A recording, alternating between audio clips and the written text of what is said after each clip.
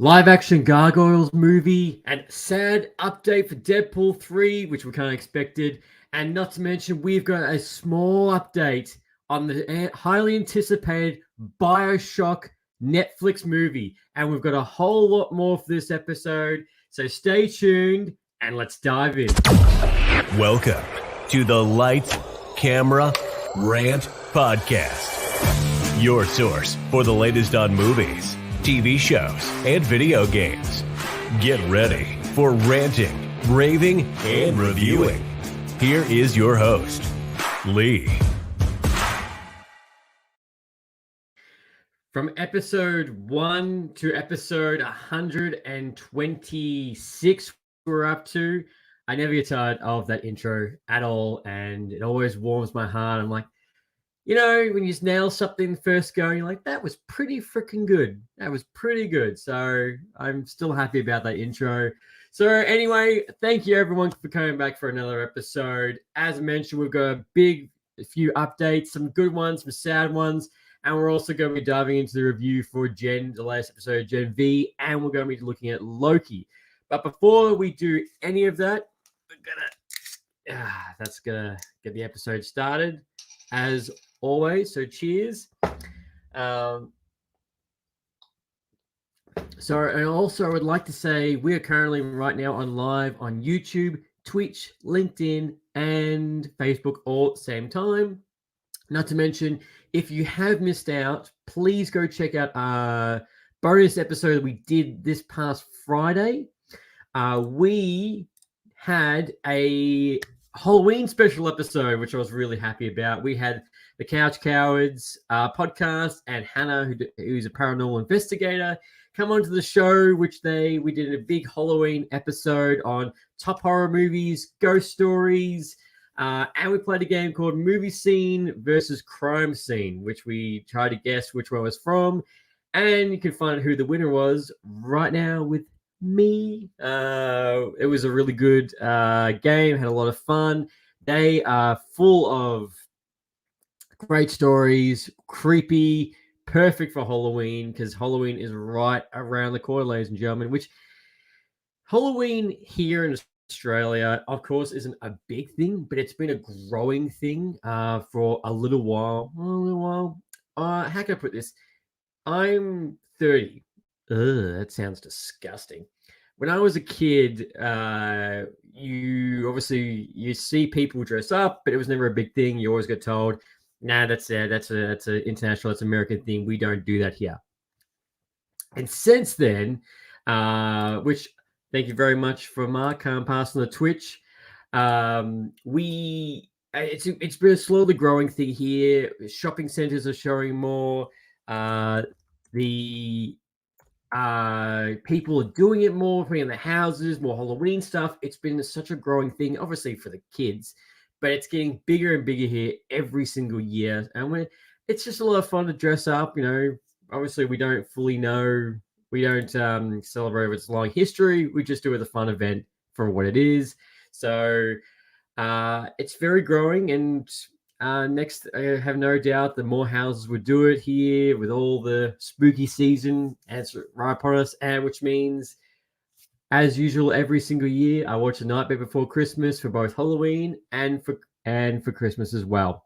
So definitely go check out the episode. Let me know what you think. Definitely comment on there what your favorite horror movie is and what's your least favorite horror movie. But without further ado, let's get into the latest news. So for any Big Mouth fans, season 7 has just dropped on Netflix. Just a little reminder. Unlike Disney or Amazon Prime, Netflix actually just gives you everything. Thank God. So that's all out now. Season 7, which I can't believe we're already up to season 7. However, it looks, so far, all the reviews I've seen for it have been fantastic and high hopes. I haven't started watching it yet. Still getting through Loki, still getting Gen V, but it's next on my hit list. Same with Frasier as well, which I can't believe there's a new season of Frasier. That's especially with the fact that Frasier had 11 seasons. For a spin-off show, had 11 seasons. And it's also now got another spin-off show on Paramount Plus, which is currently streaming. But for Big Mouth fans, season 7, and they're getting ready to go into high school. I think there is, for my memory serves, we've got one more season, and I think that's the wrap-up. So this isn't the last season. I think there's one more, and I do believe, I think Human Resources has been greenlit for a season 3. Now, this is something very interesting that I did see, and I was like, okay, makes sense, but okay. So Netflix in 2025 will be opening shops or franchises across the world, essentially just as how can I put it? Is just as a just as basically the comic book shop kind of thing, is that it will be able to immerse yourselves in all their hot topic shows. So, for example, Big Mouth, Stranger Things, all their name shows will be in there. So there'll be activities, there will be stuff to buy, merch, whole bunch of things that have got all planned for these shops. It's called Netflix House. That's what they're going to be calling it. Whether or not, of course, Australia will most likely be last. So we're looking, if it launches in 2025, then it'll probably get to us 2028, probably around about then, because we are always the last ones to find out or get anything. Sadly. However, that is the case. But yeah, I'm curious to know, like, would you go to a Netflix house like this for all shop for all these things, or are you more inclined just to keep buying things off Amazon for what you need? But I'll definitely go check it out if it ever comes down to Australia. But 2025, they will be arriving. Also, what will be arriving on Netflix on October 31st, Halloween, is that the Across the Spider-Verse movie will be streaming on Netflix. Then one of the most highly anticipated movies and highly praised movies of this year, how fantastic Across the Spider-Verse was, which I lovely had Why So Sidious guys on when I did my review for it. So if you haven't, definitely go check that out. But that is going to be streaming, which I haven't watched it since at the movies, but I'll be definitely going to pick up to watch this again because it was such a good movie. And apparently, whichever that spoiler, definitely keep this in mind when you're playing Spider-Man 2. You'll find out why. Definitely keep that in mind. Also, it is confirmed that how this is going to work. How this is going to work, I don't know. How this is going to look, I don't know. In its entire shape and form, is that the hit cartoon TV show Gargoyles will be coming in a brand new season, dropping on Disney Plus in live action. There is no kind of release date, there's no plot, there's no details. It's just been announced. How this is going to look, I don't know how, and how aesthetic pleasing it's going to be. So, yeah, well, how much CGI is going to be in this? That's a weird thing. So there's Gargoyles is one of those cartoons with SWAT cats, Transformers, amongst all that. Growing up, it's got a massive fan base. A new season, I do believe, is coming out. It's animated, but now it's confirmed that a live action series will also be coming out. So very curious. If they've just announced it, I'd say you'd probably be seeing that probably 2027, 2028. And you're probably thinking, oh, Lee, that's so far away. Like, to keep in mind, the writer's strike has just ended. However, the actor's strike is still going on and causing delay, all the more delays coming out. So keep that in mind. So anything like this, there's going to be a big back build up for everything that's going to be shot first. But live action Gargoyles is coming soon. Keep that in mind. Now, this was such a weird story to read and very vindictive, creepy, and I am not surprised because it is 20th Century Fox film. So, as we all know, X-Men 3 is not the greatest out of the original X-Men trilogy, especially when number 1 was great, number 2 was greater, and number 3 was just, it had its highlight moments, but it just didn't, it was just a flop. It's just it didn't have the sizzle, didn't have the bite. You could tell there was interference with the studio and the changes because Bryan Singer didn't direct X-Men 3 because he went to go direct Spider-Man, Superman Returns. So we got Brett Ratner, who from his previous work was Rush Hour, redirecting this movie. Now, one of the directors that was up for this was Matthew Vaughn. So Matthew Vaughn definitely got his chance to direct an X-Men movie, which was X-Men First Class, which was fantastic and one of the highlight X-Men films. And obviously, Matthew Vaughn has gone on to do The Kingsman, and he's also gone to do Argylle, the brand new movie with Henry Cavill in it, which with the flat top that's coming out next year. He's also going doing that. Now, he obviously didn't go direct this movie, which he did mention why. And one of the things he did, the reason why he dropped out of the project was apparently the 20th Century Fox Films or the studio, quotations, had a fake script focusing more on Storm for Halle Berry's character to get the Oscar winner to come back to the role because she wasn't signed on yet to come back.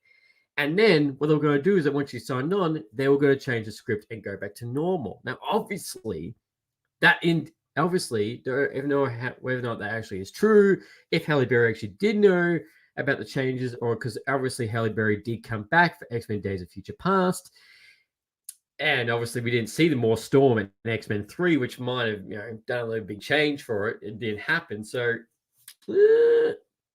as you can tell, but that's just so ridiculous, and it makes you wonder why.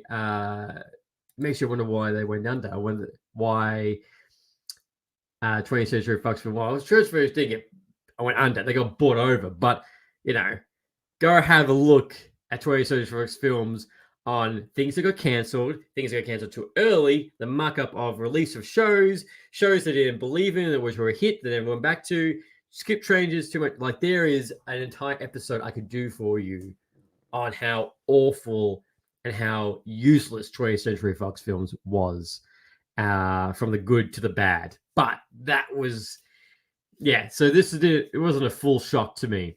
But, I just, pulling back just makes me think how different X-Men 3 might have been if Matthew Vaughn had taken over that project, and where would the X-Men franchise would have sit at that time. Because you got to remember, it was pretty much, as I said, winner,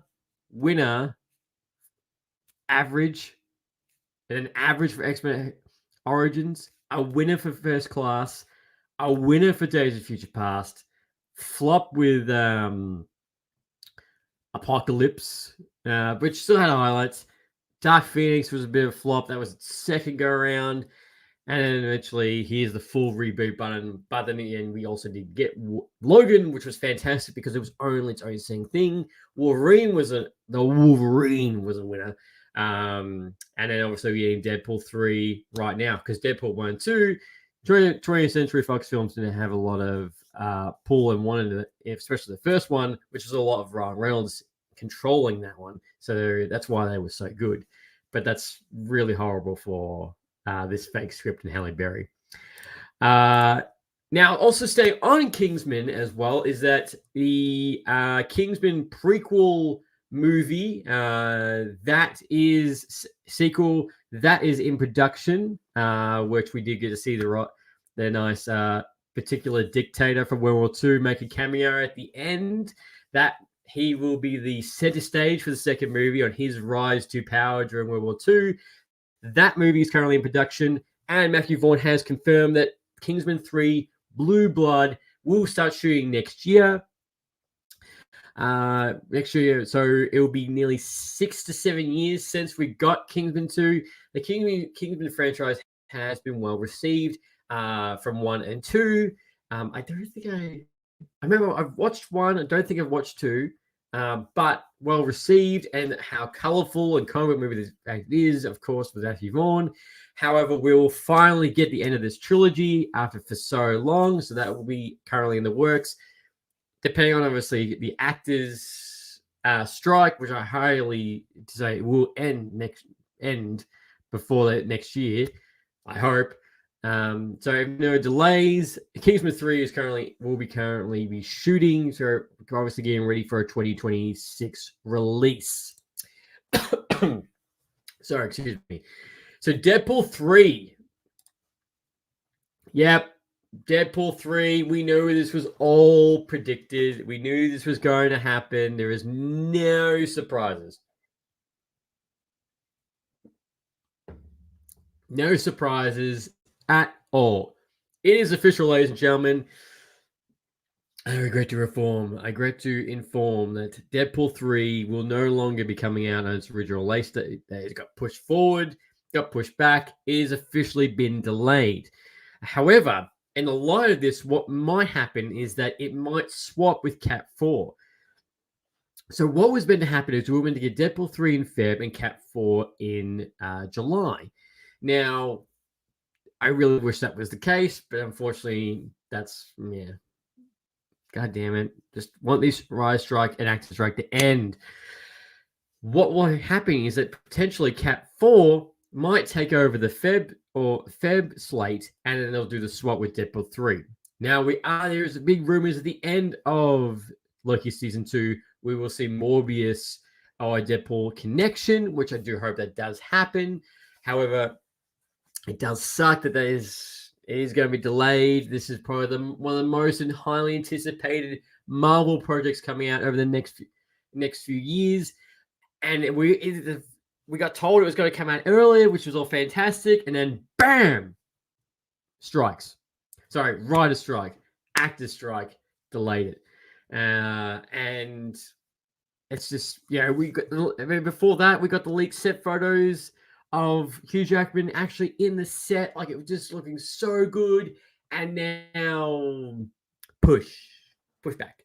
So officially pushed back. Deadpool 3 is not coming out until July. Actually, it has no release date, but the rumor is they will do the swap. So to be. Also moving on now, this is the other thing. Bioshock is an iconic franchise gaming that is well overdue for its next installment. And what sucks about this is that a movie based on this game has been in development hell for a very long time. However, Bioshock has all the groundwork to make a fantastic movie. Gritty, dark, different, R-rated. It has all the ingredients for a major franchise. However, it has struggled to get off the ground. Now, what we have recently got, so Netflix, at beginning of last year, I think it was, Netflix bought the rights to the film distribution to make a movie, which they have been currently working on. However, the writers have come out for is that it is still currently in the writing stage. However, they do hope to take it to the next stage once the actor strike and the writer strike is finished. So if this movie is still currently in the writing strike, we're still looking at probably about 2026, 2027 to finally get this movie right. Now, a lot of people were worried, of course, the fact that this being under Netflix. Now, Netflix has a hit and miss with adaptations. However, if One Piece is anything to go by, I think they'll do a good job. It looks like they've learned the lessons from Death Note and from other ones as well. Cop Bebop, I can't remember the full title, but that was another show that was adaptation. They sucked on that. So I'm hoping the fact that they will be able to take this even further and do a faithful adaptation for this film. Again, which I do apologize, is we just don't have a release date. With it currently with the strikes going on, everything is in limbo. There is nothing concrete except for until the end or next 5 or 6 months. And then things start getting really hard and difficult. But tell me, I'm very curious, what do you want to see, particularly in Bioshock movie? Where would you take it? Where would you want it placed? How would you write it? As in, do you rapture? Do you do a flashback? How would you want to see it? What do you want to see, and what don't you want to see in a Bioshock movie? But again, that is currently the work, so don't forget about it. Now, guys, that was the biggest news in the past week, especially the X-Men one was the big reveal. I was like, Jesus. And Deadpool 3 was no surprise. Across the Spider-Verse was a win. Bioshock, I knew it was still there, but at least we've got an update on that. And Netflix houses, shops. Yeah, okay. Let's see what that's all about when they finally pop up in 2025. So that's coming around the corner. But let's get into the review for Gen V, which is still killing it.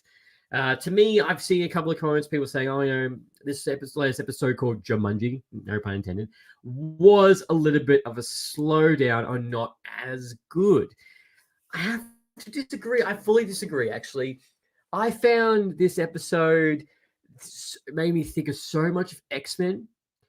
Kate is the Charles Xavier of this universe. The weirder the episode gets, more it just fits nicely within the boys' world, and it makes sense. But this episode, I found we got some revelations, more in depth of these characters, what's been going on, and the fact that Marie just really started the school in a giant pile of mess of shit. She literally walked into shit, you find out, with all these characters. Like, it's like she walked into a school that was completely burning on fire and about to crumble, and she's just stumbled into it and got into all this because of how good she is. No joke.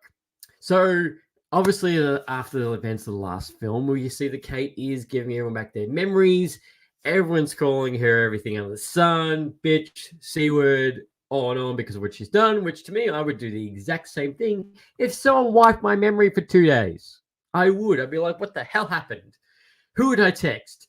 At all. So that's what she does. Emma remembers everything, so she is obviously going to quickly go get Sam because she told Sam, I don't remember who you are. And everyone's a bit obviously stuck and shocked. But then Kate's, which we have seen in previous episodes, is that Kate can't use her powers too much because it basically melts her brain or gives her an aneurysm, which when she started freaking out, she could hear everyone's thoughts, very much like Charles Xavier, Professor X. You could hear their thoughts without touching them, and which got really insane. And which you didn't know that was ability at the episode. You didn't know that was an ability. I was like, okay, I didn't know she could do that. So she just had the power of persuasion, like the Purple Man in Jessica Jones. Great villain, played by David Tennant. Good season to go check that out. And then what also happens is that she has a full breakdown and starts having a seizure, which they do help her with.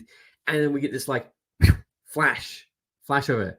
And then what has happened is that now all the characters, so Jordan, Marie, Angela, they were all passed out and they're inside her mind. And this whole episode is her going through their memories, the good, the bad, what's happening in her life. She's basically sitting in her mind, but her mind's also crumbling at the same time, which we get a really awesome cameo of Jason Ackles back as Soldier Boy, which you're like, oh, it's like, oh, why are you here? And he's like, oh, because, I was the first guy she loved and, use your imagination. And he goes in depth about that. And his cameo is very short, but I love it. He was really good at it. And in typical Jason Ackles way. And I really hope, I know there hasn't been anything fully confirmed, but I really do hope that he will be back for season 4 of The Boys, which I forgot to actually mention. Season 2 of Gen V has officially been greenlit. So the end of Gen V will bleed into season 4 as like a jumping off point. And then season 4 of The Boys will be a jumping off point into season 2 of Gen V, which means if they continue that trend, technically season 5 of The Boys is greenlit and is coming. So keep that in mind. But that was a no-brainer. There was a no-brainer that season 2 has been confirmed at Gen V. I'm 100% down for that. Now, what we also get in this episode is a lot of returning characters that we have. Well, hit and miss characters when they do come and arrive. So we see a flashback with Marie with her sister when she killed her. My apologies. Spoilers, left, right, and center, ladies and gentlemen. Especially the fact that when this episode has been recorded, it's 48 hours removed from when these shows come out. So I'm sorry if I have spoiled so far, but spoiler warning, you have been warned. Now, you always go through these memories with with Marie and how she's feeling about her sister. Because remember, she has no idea where her sister is, and she'll never find her because she wanted to keep her far away. And then we also get I forgot totally his mind. Andrew, sorry, Andrew. Yeah. We get to see when Luke met Kate, and then Luke kind of turns around, and you find out that Kate and Andre have been having this entire affair this whole time, which is like, oh shit. And you're like, I wonder if that's why Luke decided to go and blow himself up. But no, that's alluded to something else different. But that's a big revelation. And you find out with Jordan as well that why he was sucking up to Brinks. She was sucking up to Brink so much. And there was still a lot of troubles with Luke always going on, which you found out again, so even weirder, that they were using Sam's blood into Luke to give him the powers or a treatment. The treatments never explained of what it was or what they were doing. You just saw the scene. And you find out that Kate made him forget every time. So it's alluded to that because Kate made him forget time and time and time and time again, that maybe that's what caused his a little bit of a in his head and go nuts. Which, if someone did that to me, you get forgetting, which he does mention the fact it does get worse every time, like a dam breaking through, which of course memories would, that could have led to why he went nuts. Now, in this when Tyler's whole brain's going on, we also see that Emma and Sam are together. Love scene, you know how it is in this type of show. But Sam trusts Emma again, and because all their memories, and she explains everything to him so far. And then they leave the drive-through to go meet with the rest of the gang. Now, also while they're also inside her mind, they also find out that Kate has been. The reason why she could hear people's thoughts is that she's actually been taking pills because of what's been happening. Because her parents locked her in a room with a bolt a big bolted door, and she's been taking. And the dean's been giving her pills and made her help her Luke forget at the same time. So it's like, she's just going through a lot. That's how much her brain, she's taking pills. She will never find her brother because she told him to walk away and never come back. So you find out her character is just so messed up, so broken, and she's been used, and her mind's basically melting inside her head. Now, Andre does this great conversation with her to make her snap out and bring everyone back, which they do. Go back to the real world and revelation. Sam rocks up with Emma. Sam nearly kills Kate because of what's happened, but he doesn't. And the group realize the fact they need to go after Dean. She's the one behind this. She's what she's doing. She's manipulated, regardless of what's happened. The more revelation of these characters. However, at the same time this is all happening, we also get to see that the Dean and the Dr. Edison, he's perfected his virus to eliminate the Soup powers. Now, at the beginning of the episode, a Soup in the woods is currently feeling sick and has a cough. By the end of the episode, Dean asks him to increase the dosage and make it more, just increase the dosage just to that, which kills the Soup inside the woods. And then she says, go make it viable, print it, get it done, and make it contagious. So the virus, here's the thing, is that so far the Dean, we know that she has no powers. She's just human. She hasn't told the doctor to give his report back to Vought about what's going on. And so how that all plans out is going to be very interesting because she seems to be Stryker.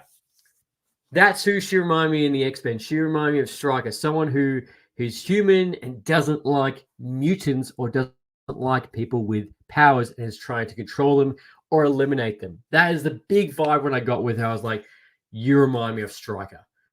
Obviously not as intense, not as in, but she has the power and she wants to do this to the Supes. So potentially how this is going. So episode 7 is coming out this week, next week, depending on when you're listening to this episode or watching, which I do thank you for, is how is this going to, how are they going to stop her? And is this going to be a big thing to eliminate heroes altogether? So obviously when it's in the X-Men universe, it's it's genetic. It just happens. They can't control it. However, with Vought and the super blood or the Gen V, that's a little bit different because parents paid for it, so they could get paid and basically flaunt their child altogether. But this episode again was really, really in depth, more revelation of the characters, really strong. This season, to me, episode, I haven't felt a little bit of a low point, but it's still staying strong, and it's not made me miss the characters from the boys yet either. Go on, I prefer the boys. I'm liking this high school setting. I'm liking what it's going. It's keeping me on the tip of toes, and it's doing a lot to go back forward to keep you on everything that happened on that first episode. So, even though Brink and Luke are dead, they're popping up a lot. So they're doing a lot of back and forth with these characters. So these next 2 episodes, which I'm pretty sure there's only 8 episodes. Actually, no, I think there's a little bit more. How this is all going to come to an end is going to be interesting. However, one of these characters is going to die. I feel bad because I feel like the group characters, one of them is going to die. No, because I don't think it's good. I think it's going to be Sam. I think Sam's going to be one to die. He's going to be the one, the hero. He's going to be like, yeah, I'm going to do it. And then something that always going to take the virus. And here we are. But there's still a lot more revelations to come. This show still has a lot to offer. And you need to jump. I keep saying you need to jump on this. But again, if you want to wait until all the episodes out, I fully understand. Especially I do want to know what's going to be big curiosity is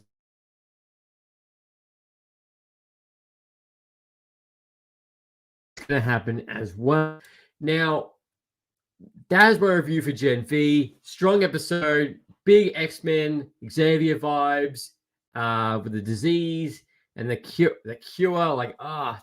It's just all wrapped into one. It was a really good episode. Felt it, and just the weird, wonderful, the world of the boys still makes perfect sense. Now, let's get into Loki, which this was a very highly anticipated episode with Loki, because what we in this episode is what we got was we saw them going back in time. The episode's 1893. We get to see Jonathan Majors return. We get to see Renslayer, Miss Minutes, all together popping up. And obviously, with big anticipation after Ant-Man 3, we want to see Jonathan Majors again. What type of variant is this? What's going to happen? And what's it going to lead to? That's the biggest thing. So what we get is this episode begins with Ravonna Renslayer and Miss Minutes going back 28 years earlier, to drop off a TVA book to a very young Victor Timely. And at the time, we didn't know what book it was until we saw his TVA, and they drop it off. And then Renslayer and Miss Minutes then jump forward in time, where we get to see where Loki and Morbius have rocked up to as well. Which, just before that, we also get to see that Obi is still freaking out about the loom. It's still breaking. Here's one thing that was really weird was they said that, at the end of last week's episode, it was like, oh my God, all these branches, all these people died. And in 2 seconds more, Obi just goes, yeah, they're all growing back, which is causing an issue. I'm like, oh. So really, you weren't meant to what? Like you weren't meant to be like, oh my god, that's so horrible. Like I really felt for it. Like, what was the point of feeling that when they're all just growing back? Like that's the part I was like, okay, um, okay, like why did why were we meant to feel that, and then we just get this in just 2 seconds? That to me was a bit bad. I was like, okay, that was bit shoddy. But anyway, we'll just continue on. I guess we'll just skip that beat. So after that scene, Morbius and Loki go off, and they go into 1893, which are going through the World's Fair and trying to find Victor Timely, which they didn't know at the time. We get a nice little scene of Loki looking at a prop of his family: Odin, Thor, Brave the Bold. We see them all pop up, and you see Loki's very much like, in the music, he can feel like he misses them. And Morbius even says, like, I totally forgot the fact that you're one of them. And then you hear Loki go, oh, Thor's not that tall anyway.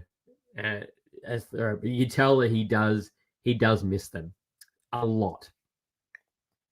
So then they're able to find. So then they turn around and they're able to find that this presentation's going on about the Lumify, which is okay. That must be Victor Timely. So they go to this presentation, which we get to see Jonathan Majors return as a particular character, and he plays this version of Joe Kang great. He has a stutter. He's completely different to the version we've seen in Ant-Man 3, which I thought was fantastic. And I thought he was one of the highlights of this episode. You feel with him, he has literally, obviously from this episode, he literally has no idea why an AI is chasing him that looks like a clock, why this other woman called Ravonna is chasing him, why two other men are chasing him at the same time. Not to mention, he also has everyone else chasing him because you find out he's a crook and his inventions are shit. Because he says he's limited by the time he's in. It seems like he has no idea what is going on altogether. You obviously get to see. So, and leads into a really good chase scene where Victor's trying to get away from everybody. Sylvia rocks up, ready to kill him and put him away. Looks like he's trying to defend him, which then we find the revelation, which Sylvia does tell Loki, like, how do you think you got this TVA book? And because Renslayer gave it to him back early, and then we get Miss Minutes being really crazy and weird, and she gets really big, and I was like, oh my god. And then what also goes from there, what you also do see is that Victor Timely runs off with a Ravonna. Ravonna, Renslayer, and Miss Minutes. And we get a nice little soul moment between them, and them and Renslayer as in a little love thing. However, you see Miss Minutes a little bit jealous. Yeah, jealous, which is really weird. You can tell, and she manipulates Victor to get rid of Renslayer, get rid of her, which is rowing a boat by herself to get back, which is really weird. And then from there, they go to the warehouse where Victor Timely has all of his gadgets, where we get a little reference to Ant-Man 3, where he picks up this tool where he goes like, this is my life's work right here, which you can tell is his big seat and throne that we saw in Ant-Man 3, his life's work. And then we get Miss Minutes being really weird and being like, I love you. Why did you never give me a body? Like, it's really intense, and Jonathan Majors is like, Kang is like, what are you going on about? What is going on? And he obviously traps her back in the TemPad, and then boom, here comes Loki, here comes Morbius, here comes Renslayer, all trying to capture Victor, to capture Victor, go away with him. And then obviously just on top of that, we also get Sylvia in this entire scene. Also for this episode, love the aesthetics, love how the time is set period and all the costumes all look fantastic. Loved it. And then as this fight scene also plays out, Sylvia actually has the upper hand, and she's just about to kill Victor. Just about to kill Victor. And he says to her, like, you don't know me. You don't know what's in my heart. I've never known you. I haven't done those things to everything that you're talking about. And Sylvia doesn't kill him and says to Loki, don't make me regret this. So then Loki and Morbius take Victor to TVA, and then Renslayer turns over to, Sylvia turns to Renslayer and tells her how much she wants to kill her, how much she wants to destroy her life, everything. And then pushes her through the door to the end of time, saying, here's your throne, which we get to see again at the end of the world end of time, which we saw at the end of Loki season 1, where we see he who remains Decorp's body in the chair, and his body looking very much dead. And apparently they say it's all the plan all went to well. The plan worked. What happened with Victor? And which Smith does says, I also have a secret to tell you, Renslayer, but you're going to be very, very mad. And she's like, what do you mean? And then that's how the episode ends. Boom, done. So currently right now, before next week's episode, Victor is going to the TVA. And don't forget about what we saw in episode 1 with Sylvie with Loki going in the future, going to the elevator. So that's going to be something's going to happen with that and with the TVA. So that's going there, and then Miss Minutes and Renslayer at the end of time, and then something's going to happen there. So this entire episode was really good. I loved it. I thought Victor, Jonathan Majors is standing out for the episode. And this just proves my point more that I really do hope, depending on his court case, is that this proves what Marvel had absolute faith in Jonathan Majors to carry this character all the way to Secret Wars and the Kang Dynasty. And I really want to see that all come to fruition and what's going to happen, because he's had 3 appearances and he's nailed every single one. And he's continuing he's continually going. It's been fantastic. So that's just going to be a darn shame. Again, depending on the court case, man, how that all goes, I fully understand how the whole situation goes. It just will be a darn shame if he is recast, because he's giving so much to this character, so much weight, and I can't wait to see it. And of course, I'm so glad they didn't recast him for this. For this series, you would have felt it greatly. But again, Loki still on a high, still staying strong, and this is peak Marvel. I'm loving this, and I'm enjoying this. Not because Loki's a legacy character. Nick Fury was also a legacy character, but I'm enjoying this a whole lot more than Secret Invasion. So much. Secret Invasion was dark, was gritty, espionage. Very much like that, but this is the weird and wonderful and the spectacle of what the Marvel Universe can be. And of course, this leads us to more where we're meant to be going into Kang Dynasty. And I really do hope that at the end of this series, we do get a little nugget with Morbius, Deadpool, and leading to Deadpool 3 that something else is going on. I just really hope. So it's staying strong, but you tell me, are you enjoying Loki? What did you find this episode? What do you think about with Jonathan Majors and Kang moving forward? Where do you think this is going to end? Obviously, this is only episode 3. We're at the halfway point. We've only got 3 more episodes left, and 3 more weeks left, and then we got leading to Miss Marvel and obviously Invincible season 2. But where do you want to see it going? What do you want to see next? And where do you think how the reverse with the time difference we're going to see? But to me, as a viewer, I'm not just saying it's Marvel. I'm glued to the screen. I'm loving it, and I know how can I put this? I know I'm becoming more of the minority now, with people saying, Marvel's dead. I'm so sick of Marvel. Nothing's connecting. Everything's delayed, reshuffle.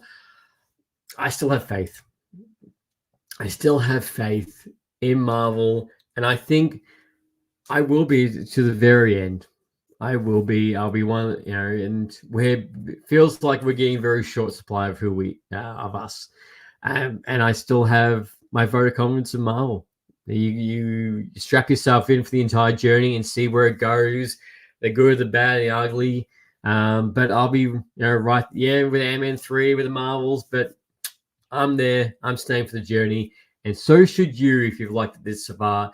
You never know what's going to come around. You can't just get off the boat and get back on when you like it and just be like, oh, I like Marvels for so long. No, you're probably going to be one of the biggest complainers. But I'm going to be right there all the way, and I'm excited. Not saying I'm really excited for the Marvels. I'll still watch it. However, speaking of the Marvels, Valkyrie may be making an appearance due to a a promo came out, of course, spoiling the Bifrost Bridge. So potentially, we'll also be seeing Valkyrie also join up with the three girls into the massive fight scene, which I do hope so, because Valkyrie is a fantastic character and we should always get more of her. So, ladies and gentlemen, that is my 2 reviews for Gen V and Loki. What did you think about, obviously, with the updates and the delays and everything? Well, I don't know if that's going on. Please let me know. As always, please like, share, all the fun stuff. And until next time, happy ranting. Thanks for listening to Lights, Camera, Rant. If you like the show, don't forget to subscribe so you don't miss a single episode. While you're at it, leave us a rating and review, and be sure to tell your friends. Until next time, happy ranting.